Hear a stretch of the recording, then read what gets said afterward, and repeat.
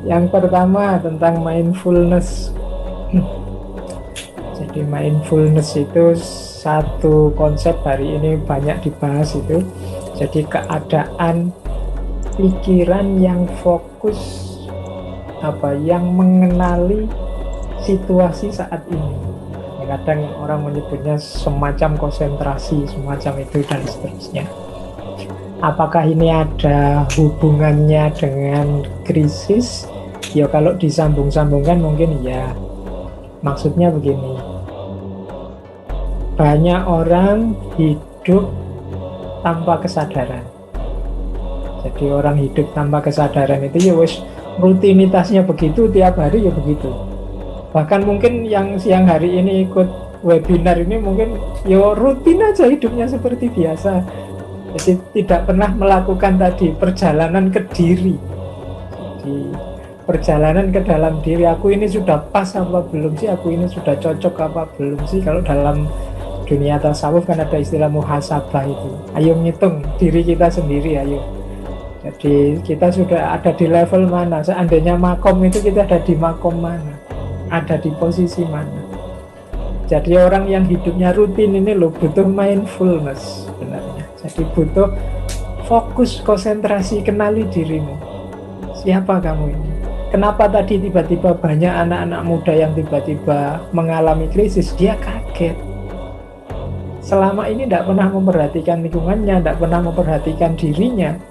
Tiba-tiba ketemu macam-macam krisis yang membuat dia, waduh, gimana ini ya, dan seterusnya.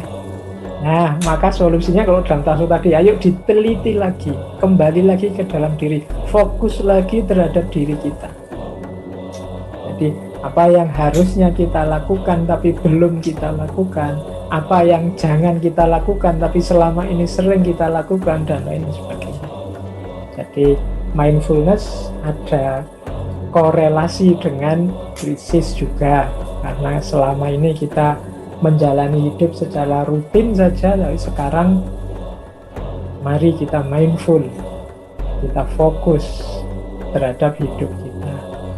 Kemudian yang kedua, apa bedanya anak-anak muda yang cenderung ke tasawuf dengan ada juga yang lari ke yang radikal-radikal?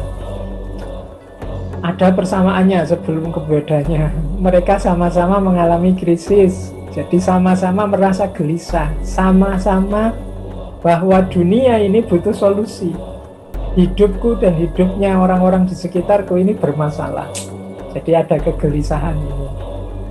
Jadi, karena anak muda, dia mencari-cari di mana kira-kira solusi bagi segala macam problem, segala macam chaos dan macam-macam.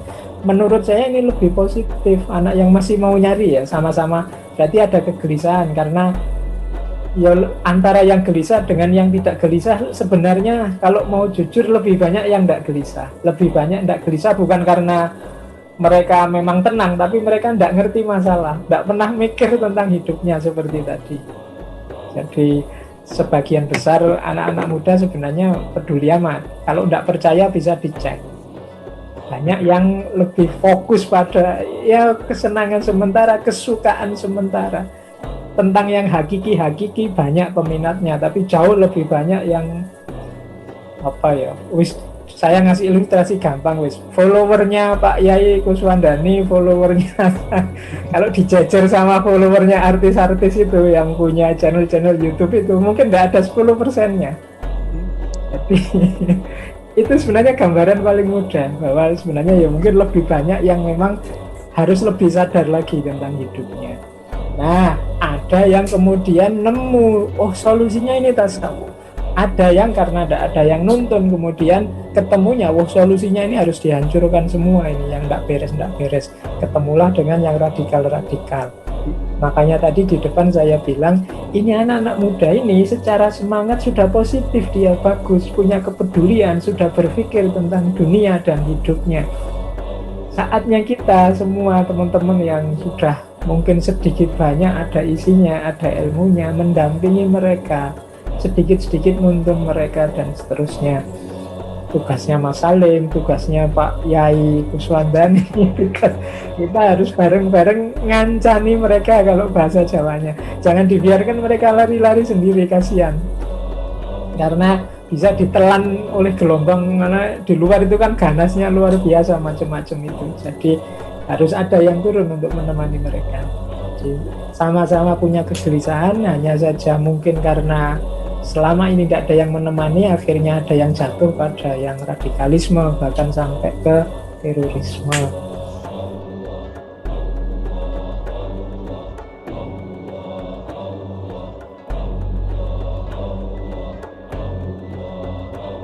Apa mungkin mereka kok tidak suka sama agama padahal longing for spirituality? Jadi kalau dalam teori studi agama-agama itu ada beda antara spiritualitas dengan religion. Kalau religion ini sudah institusional, jadi sudah ada lembaganya. Ya, contoh paling gampang kan ada orang-orang yang mengambil batinnya saja, agamanya tidak mau. Misalnya begini, Allah, tidak sholat juga tidak apa-apa, yang penting hatinya selalu ingat sama Allah misalnya, hatinya selalu pikir sama Allah. Ini kan yang diambil spiritualitasnya saja. Kalau di barat zaman tahun 60-an itu ada gelombang baru yang luar biasa, oleh orang barat disebut gelombang New Age. Gelombang New Age itu gelombang spiritualitas baru. Antara lain lahirnya aliran namanya Teosofi. Nah, Teosofi ini tidak concern dengan kelembagaan agama-agama. Mereka mencomoti spiritualitas agama-agama. Sehingga bahkan ada yang kritik ini sampai kayak agama baru tersendiri. Jadi diambili mungkin dari Buddhisme, dari Hinduisme, dari Islam, dari Kristen, diambil bagian spiritualnya saja. Dan itu di barat lahir gelombang baru namanya New Age. Nah, pengaruh teosofi ya kabarnya dulu ya masuk juga ke Indonesia. Beberapa tokoh terindikasi gaya berpikirnya gaya berpikir teosofi. Jadi lebih fokus pada yang spiritual, tapi tidak mengambil aspek keberagamaan formalnya. Dia tokoh populer yang zaman itu menginisiasi lahirnya teosofi kan Blavatsky. Jadi dan itu sekitar tahun 60 sampai 80-an. Dan hari ini kan banyak ini spiritual formalnya nggak diambil, tapi ajaran-ajaran pokoknya yang spiritual manusianya yang diambil. Teman-teman mungkin pernah dengar misalnya ada istilah Tao of Physics, ada istilah mungkin yoga yang sekarang ada di mana-mana, ada macam-macam banyak ajaran-ajaran. Ada yang suka dengan Buddhisme karena nggak ada kebertuhanan formalnya, terus ada spiritualnya saja, ada yang suka dengan macam-macam. Jadi diambil spiritualnya saja. Ternyata ya mungkin kalau zaman dulu di Jawa ada kebatinan. Jadi formalisme beragamanya depending, yang diambil dulu spiritualnya. Jadi mungkin begitu. Makanya di barat dipopulerkan oleh Bertrand Russell dan kawan-kawan kita ada jargon spirituality yes tapi religion no. Karena yang religion ini dianggap sebagai sumbernya konflik, sumbernya masalah. Saya kira itu sedikit ya. Monggo saya kembalikan lagi.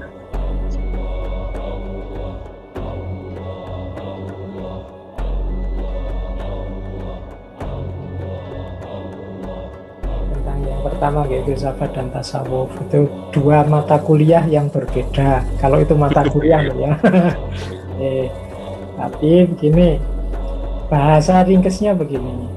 Kalau filsafat itu olah akal, olah pikir, sementara tasawuf olah batin.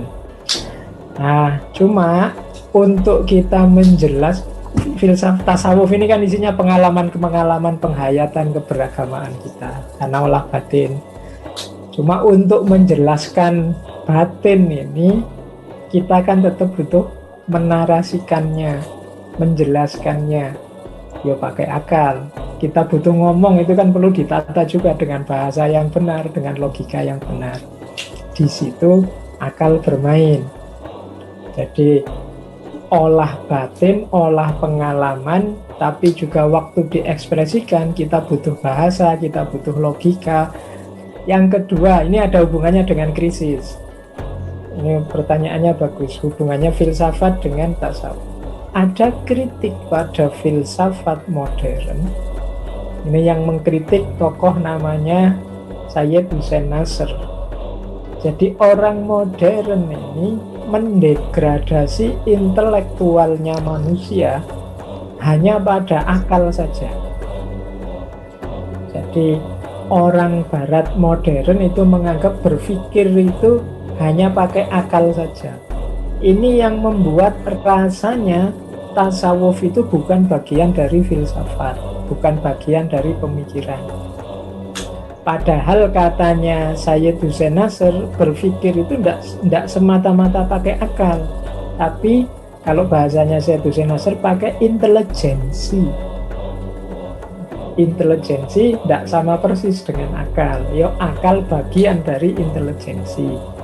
Orang berpikir itu kan nanti ada pakai dasarnya Panta Indah, dasarnya akal, kadang juga pakai nurani, kadang pakai naluri, bahkan pakai imajinasi, dan kalau dalam tasawuf kan banyak menggunakan namanya intuisi.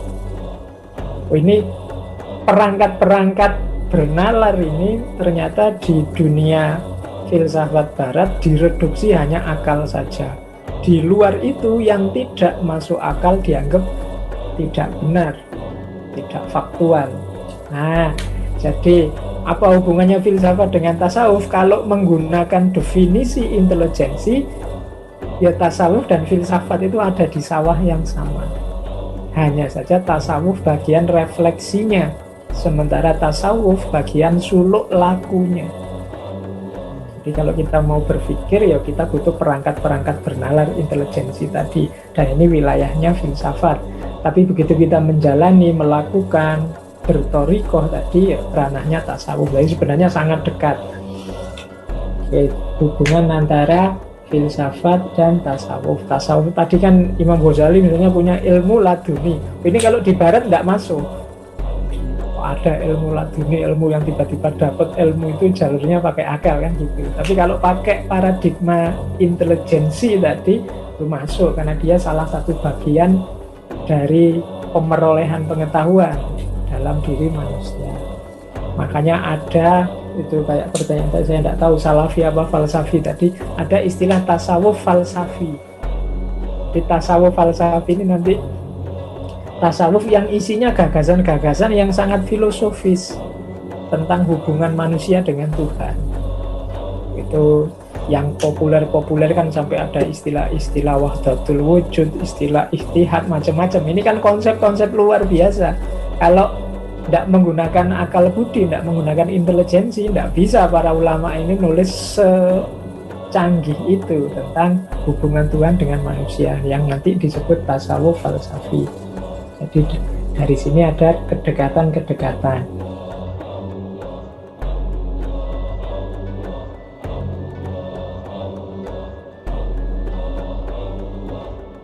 Kemudian yang kedua, Mas Suyatman, tentang depresi. Semoga beliau tidak sedang depresi ya. Amin. Iya, tidak apa-apa. Jadi karena sekarang memang banyak anak muda-muda yang stres. Sekarang siswa-siswa itu pada depresi semua karena sekolah di rumah susah, nyari kuota, nyari macam-macam ini. Yang pertama begini, apakah kalau saya bilang saya siap mati kapan saja ini termasuk depresi? Ya enggak. Tapi kalimat itu dilihat konteksnya ya, nanti konteksnya apa dulu. Jadi akan saya siap mati kapan saja, nah, konteksnya putus asa ya berarti itu sejenis depresi. Tapi kalau konteksnya bahwa nyawa kita di tangan Allah, kapanpun diambil kita pasti tidak bisa nawar, itu berarti ya ini teologis, akidah, mau tidak mau ya kalau sudah waktunya kita berangkat. Dengan itu maka kita selalu mempersiapkan diri untuk menghadapi kebenaran yang satu itu. Kalau ini positif. Tapi kalau nadanya saya mau siap dimatikan kapan saja, itu nadanya karena setelah digempur banyak masalah, kalau gini saya siap matilah, itu nadanya berarti nada pesimis, ini nada depresi. Jangan. Jadi untuk teman-teman muda ya, di dunia ini masalah banyak macam-macam, tidak cuma kalian kok yang susah, tapi yang perlu disyukuri juga banyak. Jadi tidak apa-apa, tidak harus pesimis. Jadi makanya kadang-kadang saya ngasih tema kalau yang di YouTube itu macam-macam, kadang ada humor lah, ada permainan lah, biar tahu bahwa hidup itu tidak satu dimensi itu saja yang perlu kita perhatikan. Banyak hal lain yang menggembirakan dianugerahkan oleh Allah. Karena manusia itu cirinya kalau ada masalah satu, biasanya yo itu terus yang dipikir, tidak lihat ada banyak loh anugerah yang lain yang diberikan oleh Allah yang kita tidak memperhatikan itu. Kita hanya fokus pada masalah kita yang satu itu saja. Oke, jadi itu ya Mas Surahman, intinya ayo bersyukur saja, lihat hidup ini banyak sekali anugerah dari Allah, dari yang paling kecil sampai yang luar biasa.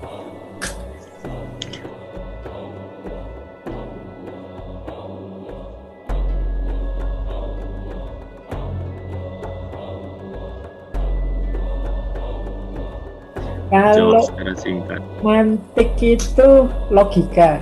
Jadi mantik itu cara kita menggunakan akal secara benar. Itu mantik. Jadi, kalau mantik itu normatif. Kalau ini benar, ini salah. Jadi 1 + 1 2. Setengah itu lebih kecil dari 1. Enggak mungkin iya dan tidak itu sekaligus. Ini kan logika. Ini namanya ilmu mantik. Filsafat yang bagian akal itu alatnya mantik. Tapi nanti ada yang bagian tidak akal, misalnya bagian nurani. Nurani ini penting untuk hubungan sosial. Ini tidak bisa matematika. Kalau pakai logika matematika, misalnya ada orang minta-minta ke kita, keadaannya mengenaskan. Tapi secara logika ini kita tidak wajib ngasih dia. Wong yo dia bukan apa-apa kita, bukan tanggungan kita, bukan anak kita, bukan saudara kita. Ini pakai logika. Tapi kalau pakai nurani kan beda lagi. Kalau pakai nurani, kasihan ini makanya tadi saya Duzen Nasr bilang kita defisit banyak kalau berpikir ini hanya pakai akal. Kita butuh alat-alat yang lain, intelijensi, apa nurani, bahkan intuisi. Kalau yang tadi laduniah itu kan banyak dekat dengan ranah intuisi, bahkan imajinasi. Imajinasi juga penting. Kalau logika tidak kenal imajinasi karena logika eksak. Logika itu lihat zaman saya kecil itu ada gambar buruk itu gambar kuda yang ada sayapnya, ada kepalanya perempuan cantik. Ini kalau pakai logika tidak nyambung, apa ada kuda kok ada sayapnya, ada kepala cantiknya. Ini para ulama dulu pasti pakai imajinasi, karena ini buruk itu kendaraannya Nabi kan, terus ini kalau zaman itu kendaraan ya antara kalau tidak kuda ya unta, tapi kan larinya cepat ya mesti kuda lah. Tapi dia bisa mi'raj. Mi'raj kan bayangannya naik ke atas itu kan. Ini kalau harus mi'raj ya butuh sayap ini, karena tidak mungkin kuda tidak bisa terbang kan gitu. Bahkan terus kan ada penjelasannya bahwa buruk itu termasuk bidadari. Ini susah lagi ini. Cakep-cakepnya kuda kan tidak mungkin dia cantik. Terus kepalanya diambil diganti kepala perempuan cantik. Ini daya imajinasi yang luar biasa. Gambar buruk. Kalau pakai logika jadinya tidak nyambung. Oke. Itu contoh untuk menjelaskan tadi apa logika dan intelijensi. Oke, saya kira itu, Mas. Monggo.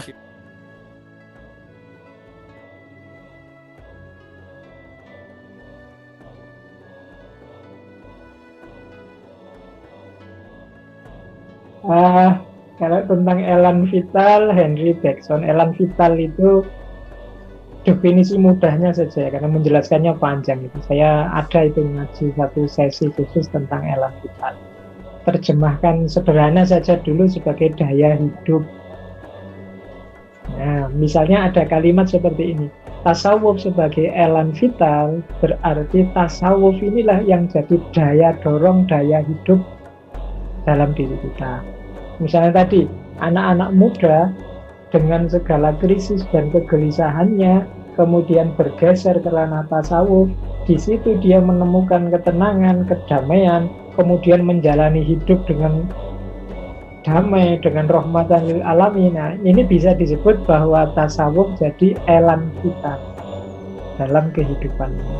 Itu kalau mau disambungkan nanti seperti itu. Mudahnya itu dulu. Jadi menjadikan tasawuf sebagai daya hidup. Karena orang ini yang mendorong dia untuk semangat hidup kan macam-macam. Ada yang karena ambisi jadi pejabat, ada yang karena punya target apa, ada yang punya keinginan apa, terus dia ini yang dia inginkan ini jadi elan vitalnya, daya dorongnya dalam kehidupan. yang menyemangatinya, yang membuatnya bergerak. Nah, tasawuf sebagai elan vital berarti nanti posisinya tasawuf dalam hidup kita, dialah yang membuat kita tidak depresi, membuat kita tangguh menghadapi hidup, membuat kita tidak mudah putus asa, pasrah, dan seterusnya. Itu jawabannya, mudahnya begitu.